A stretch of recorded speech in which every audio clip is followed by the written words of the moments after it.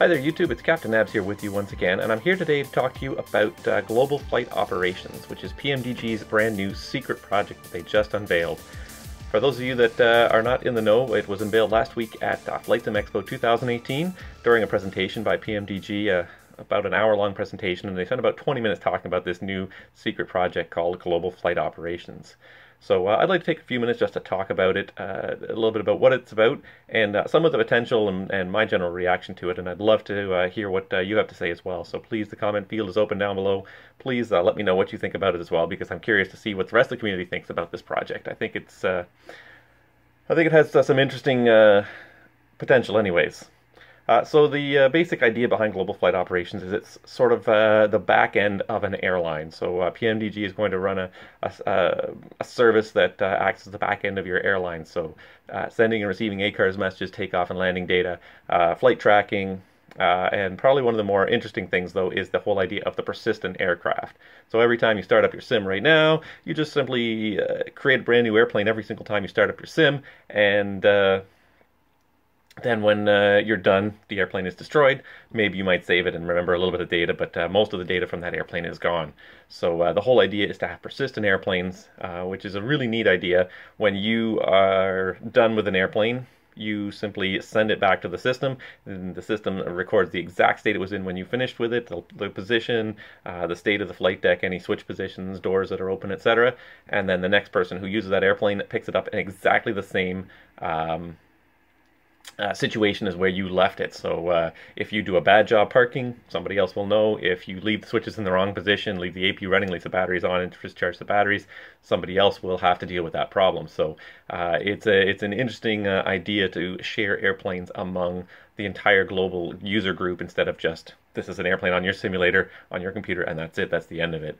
I really like that idea because in the real world, especially when you're flying airliners, that's how it works. You share an airplane with, well, you don't share an airplane, you fly the airplane for the company, but you're flying the same airplane as dozens of other pilots, possibly 100 other pilots sometimes. So it's interesting to have that idea of having to deal with the fallout of what other people have done. It's not just your airplane, it's not just your airliner. You've got to deal with everybody's fallout now, which is really kind of a neat idea. Some of the other ideas as well for global flight operations on it include having a back end for the existing VAs to make it a little bit easier for them to set up their systems and track flights using this one central platform that PMDG wants to create. So it's an interesting idea. The initial reaction from fans of PMDG through their Facebook group and through various online forums initially was kind of mixed. Some people were very enthusiastic about the idea. Some people were not so enthusiastic. Some people were downright kind of ticked off about the idea.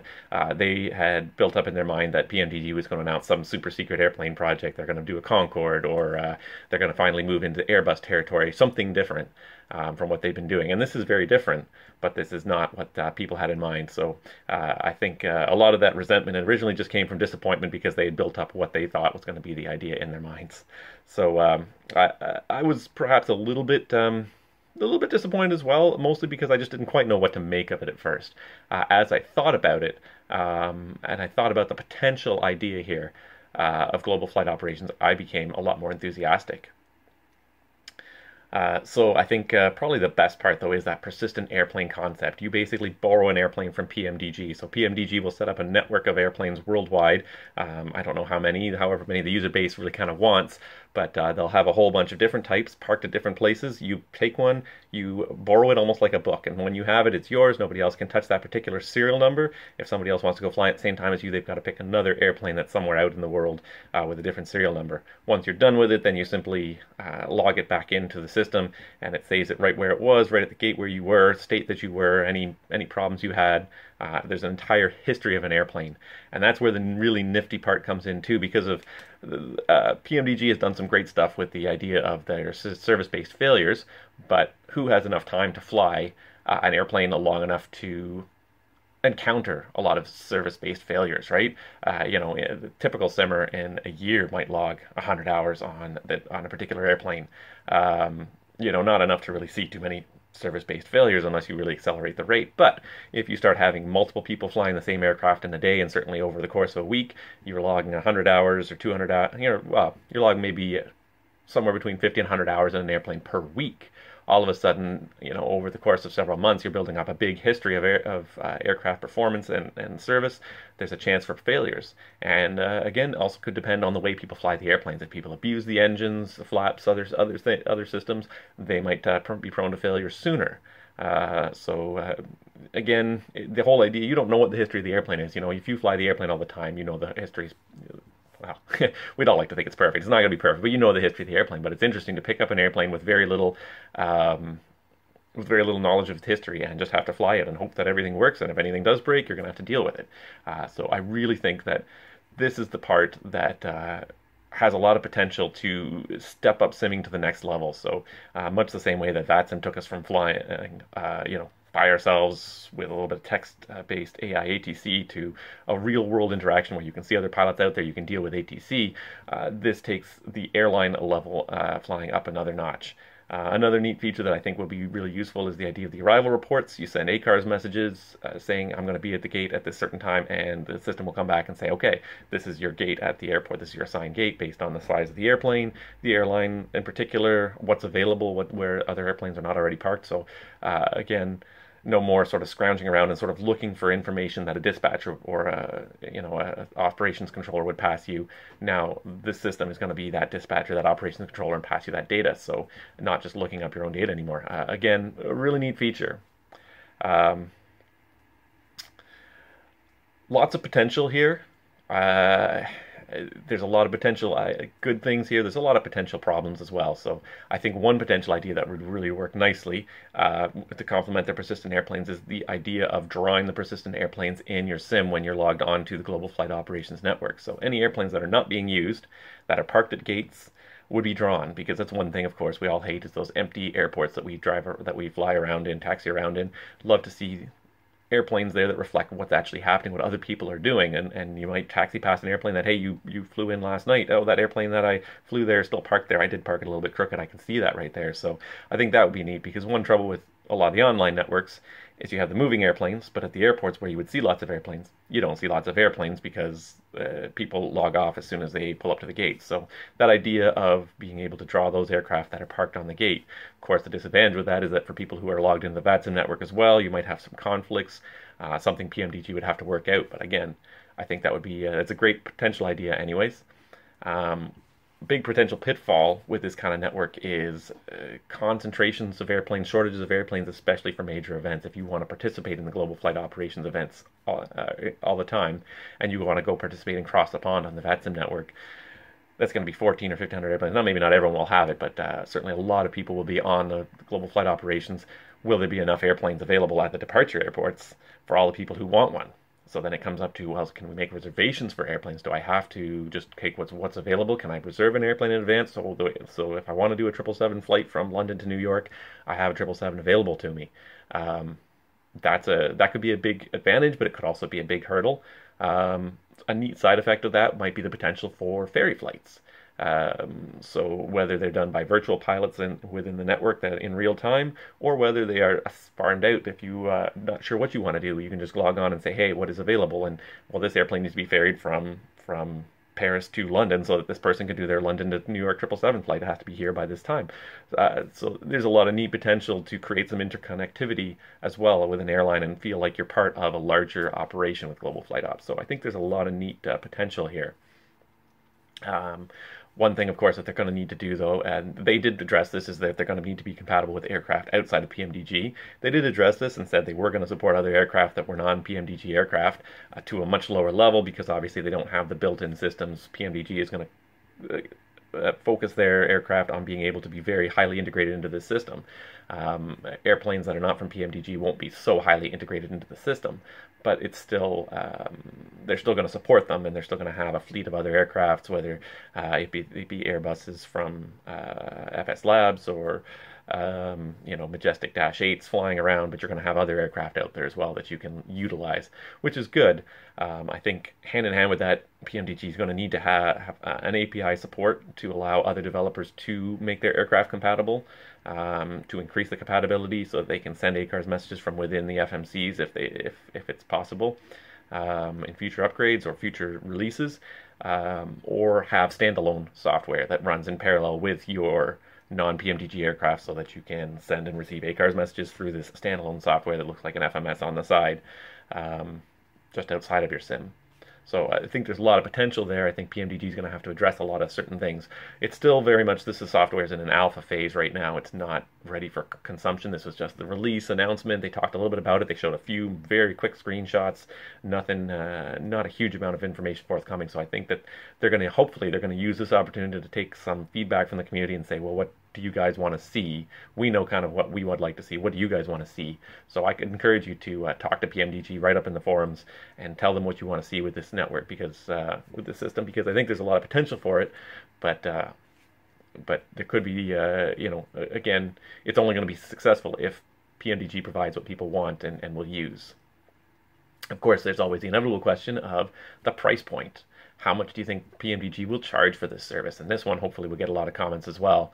How much will they charge? How much are you willing to pay for this kind of a service? And it will have to be a service. It's going to be a live, real-time network, so they're going to need to maintain a back-end of servers. It's not probably going to be a one-off purchase. It's going to be a subscription type of service. So on an annual basis, how much are you willing to pay for this kind of service? Some hardcore simmers will probably say a lot. PMDG is not afraid to charge a lot of money. The one argument that I'll make here, and I hope PMDG listens to this a little bit, is this kind of network will benefit from a larger user base. So rather than just focus on your hardcore simmers who are willing to pay $150 for an airplane, $130 for an airplane, let's also open it up and include a lot more people who may not pay as much for airplanes as often. They may not want every PMDG product, but they still enjoy simming. They still enjoy the realistic nature of it. So certainly anything along the lines of a Navigraph subscription, $20, $30 a year, to me is almost a no-brainer. I'd be more than willing to pay that for this kind of system if it does everything that sort of is promised at this point. Start to cross that sort of $50 a year mark, now I think you're going to be starting to alienate a lot of people who maybe don't have the disposable income, who might say, I could buy 2 more airports for the price of that, or a good aircraft for the price of this subscription every year. So I think they have to tread carefully with this. There's a lot of good potential, and it could be a very big cash cow for them on a annual basis, but in order for this network to really work, in order to reach that critical mass where there's enough people flying enough airplanes back and forth around the world that there's always airplanes somewhere where you want them, they're going to need a large user base, and that's why I think they will have to look at a fairly inexpensive price point in order to attract a lot of users. And maybe you don't want every user, but you definitely want a larger user base than, a $50, $60, $70, $100 a year subscription might alienate a large portion of the flight sim community and say, no, it's just not worth it. So I think they would do better to charge less and to get a big user base. Without a big user base, the whole thing becomes pointless. Well, the airplane's exactly where I left it because I was the one that brought it in here 2 weeks ago, and it's still sitting there. Nobody else has moved it since then. So it sort of takes away from that if there's not enough people flying the airplanes around. So I think I would hope, PMDG, I hope you're listening, I think a larger user base at a lower per subscription rate would be better than charging a lot and only getting a small user base. I think the smaller your user base, this is one that will function well on the size of the user base. The smaller your user base, the less people are going to be interested in it, and the more after the first year or two people are going to say, this is not worth it, take it away, I don't want it anymore. So I think they have to be very careful with that, but I'm curious to know how much people are willing to pay for this. I mean, again, we don't know a lot of details, so you sort of have to take it in stride, but based on sort of the ideas that have been passed so far, what do you think this is worth? So my final impression on this, I think this idea has a lot of great potential. But then again, so does Star Citizen. It's been half a decade and we're still waiting for really any kind of real functionality. There's a few demos and some playable things, but there's obviously the couple year timeline they had originally went out the window. So this is a much smaller project, but this one, again, has a lot of potential. But just like their announcement being a secret to begin with, I think they have to control that and make sure that they do kind of keep people, now that it's out there, in the loop so that the expectations people have are realistic. There's a lot of unrealistic there's a lot of speculation now about what this could be, what it should do, and I've just done it as well. I speculated a whole bunch on what could happen, what features could be incorporated, but again, this is still just in the development phase, so it could shift very much at this point. I think the idea has a lot of potential. I think it's very interesting to take it up to the next level of what if you want to simulate working for an airline and being a pilot. A big part of the pilot is being part of the bigger network, seeing the bigger picture. And I love the idea of the persistent aircraft.